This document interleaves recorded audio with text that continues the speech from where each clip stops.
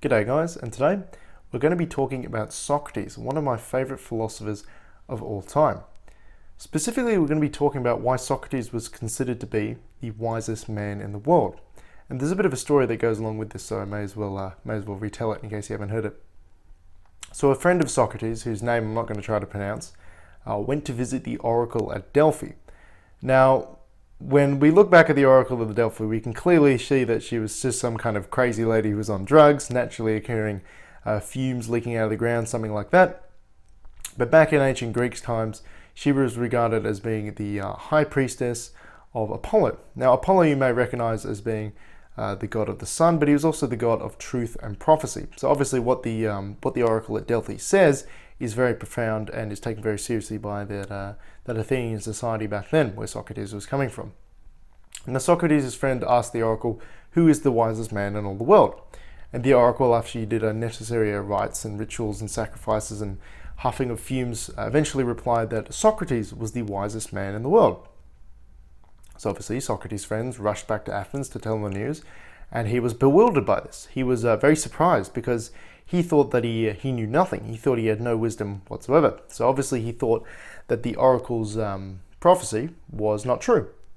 So what he did is he attempted to disprove the oracle. Very countercultural, as Socrates was wont to do. And he went around Athens questioning all the people around he considered to be wise or were held up as being wise. And these were important people. We're talking generals, statesmen, poets, artists, and this sort of thing. People who were regarded as being having a good head on the shoulders, being wise and having all this sort of thing.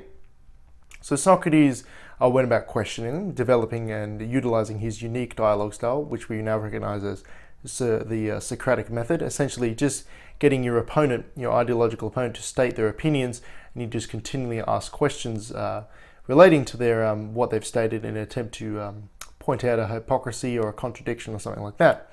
And using this Socratic method, Socrates was able to wander around and essentially pester people like a young child at a party or a family gathering, something like that. And he was able to determine that these so-called wise people, these poets, these statesmen, these generals, in fact knew very little at all, despite the fact that they were considered to be wise and thought they knew what was going on. So Socrates kept doing this, kept running around questioning people, and eventually he was able to interpret the meaning of the words of the oracle at Delphi. And essentially what he determined is that there were many people out there who thought they were wise, yet here he was thinking he wasn't wise at all. And paradoxically, this actually made him the wisest man in the world because he knew that he knew nothing. He was cognizant of his own ignorance. Now, this is quite good for Socrates, and it's a good state to be in general, I think, because what it does when you're aware of your own ignorance, when you're aware of your own deficiency in a field, is it places you, as it did Socrates, in basically perpetually, in a constant state of questioning and, questioning essentially. And so you attempt to run around finding out more about what you want to find out. Whereas if you already think you know how to do something, you're not going to run around questioning, attempting to gain more insight. So for example, I'm pretty sure I know how to tie my shoes, so I'm not there, going on the internet and spending my free time looking up, how to tie my shoes or how to get better at tying my shoes and this sort of thing. I think I know how to drive a car. I think I know how to run my life. And you can see that even up to an important thing like that, if you think you know what you're doing, you're not going to attempt to use your language, to use the Socratic method to attempt to find out if you may be deficient in some area. You're very sure of yourself, which restricts you to a narrow box in terms of being wise. Whereas Socrates was more of an open source.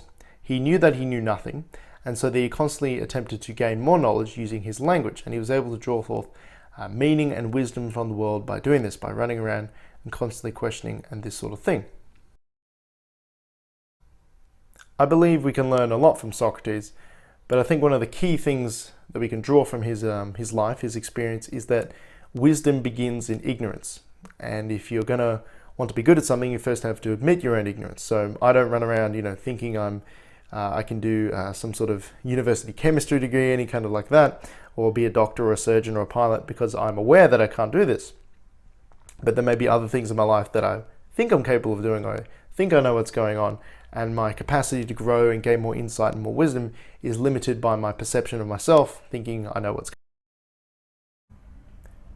Socrates doesn't ask us to doubt ourselves. He's not saying, you're some ignorant little worm who could possibly never learn anything. He just asks that our sort of natural base state should be someone who's aware of his own ignorance, who's cognizant of his own ignorance. Because if we're sure, then there's no capacity for growth and this sort of thing. And even though this might be anxiety provoking, I would like to remind everyone that confusion is the edge of discovery. So yeah, just a lot of things to take on board there. I thought it'd be some interesting insights to share with you all. Socrates, of course, one of the most influential philosophers of all time, at least in the Western sphere. I highly encourage you to devour his works, his perspectives on life and this sort of thing, and take care and have a good one.